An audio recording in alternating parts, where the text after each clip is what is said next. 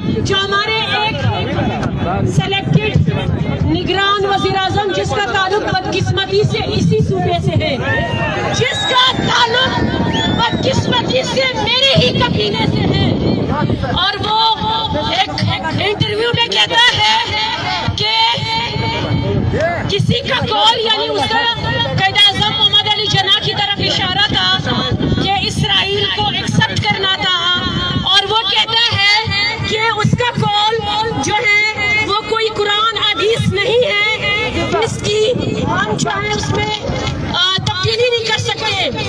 मैं उसको ये बात बताना चाहती हूँ, क्या क्या जो 9 मई का वाक़या जो आप लोगों ने सुन के हमारे कान फट गए कि 9 मई की मजम्मत करते हैं, उसी में जहाँ उसी जना के औस पे जो हमला हुआ तो वो भी कोई खाना काबा नहीं है, वो भी कोई मदीना शरीफ नहीं है।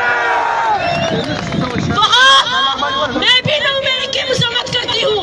मैं तो कहती हूँ सुबह रात दिन हर 5 वक्त के अज़ान के बाद 9 मई की मजम्मत होनी चाहिए। वो मजम्मत क्यों होनी चाहिए?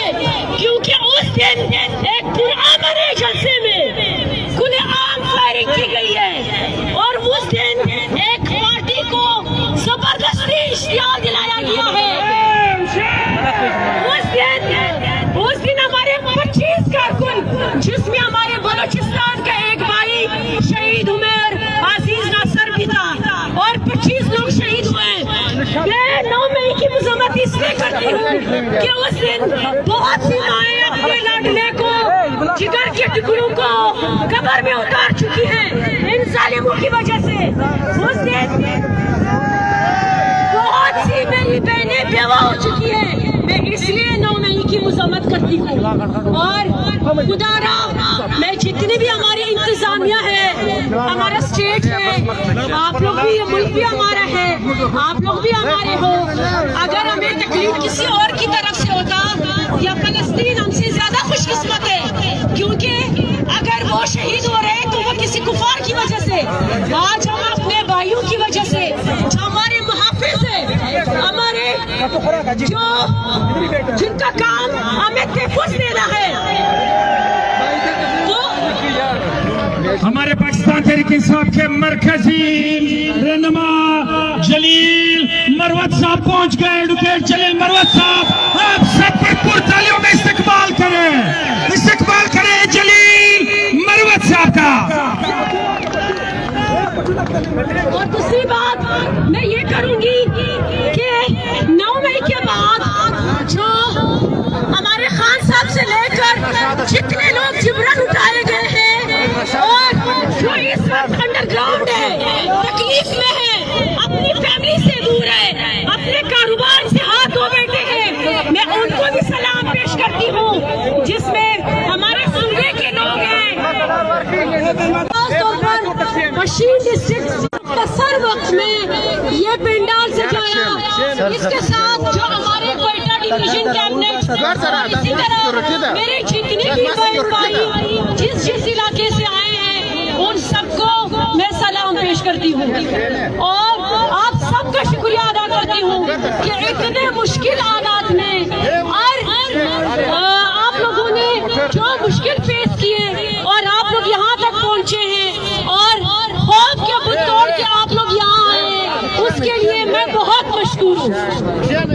मैं यहाँ पे 3-4 बातें करूँगी। सबसे पहले जो ये लेवल प्लेइंग फील्ड की बातें हो रही हैं, आप लोगों ने देखा कि एक जगह जो है नूनी की या कोई भी जलसा हो, उसके लिए किराए से बाकी सूबों से लोग लाए जाते हैं, बाकायदा उनको पेमेंट इंतजामिया जो है वो इनको पेमेंट करती है किराए के लोगों को, और एक जगह लोग जबरदस्ती, और एक पार्टी जहाँ लोग अपनी खुशी से खौफ के बुत तोड़ के यहाँ आते हैं, उन पे FIR दर्ज होती है, इन पे सामने फायरिंग की जाती है। क्या ये मुल्क में आप इसको लेवल प्लेइंग फील्ड कहते हैं? शर्म आनी चाहिए। और दूसरी बात मैं ये करूंगी कि यहाँ पे दूसरी बात चाहूंगी कि अभी मैं आखिरी बात पे यहाँ पे खत्म करना चाहूंगी, क्योंकि बहुत से लोग इंतजार कर रहे हैं कि आप लोगों ने अभी क्या करना है। अभी इलेक्शन के दिन अनाउंस हो गए हैं, तो हम लोगों ने दिन रात एक करके इलेक्शन की जो है तैयारी करनी है, और एक ने अपने अपनी रिस्पॉन्सिबिलिटी जो है वो उठानी है, और आपने न सिर्फ तैयारी करनी है, आपने अपने वोट का तहफ़्फ़ुज़ भी करना है। मैं एक दफा सबको सलाम पेश करती हूँ, और मैं यहाँ पे खसूसी मेहमान सालार काकड़ जो हमारे जनरल सेक्रेटरी हैं, और बाकी यहाँ पे बारी काकड़ साहब है, मैं उनका शुरू में नाम लेना भूल गई हूँ, तो आप सबको जो है मैं खुशामदीद भी कहती हूँ, सलाम भी पेश करती हूँ। बहुत शुक्रिया। बहुत शुक्रिया। ये हमारे ख्वातीन के सूबाई सदर कलसूम काकड़ पनिज़े साहिबा, हमारा मरकजी रहनुमा एडवोकेट जमील मरवत साहब जो है वो पहुंच गए। आप यहाँ पे थोड़ा जगह खाली कर दे, मरवत साहब बैठ रहे हैं यहाँ पे।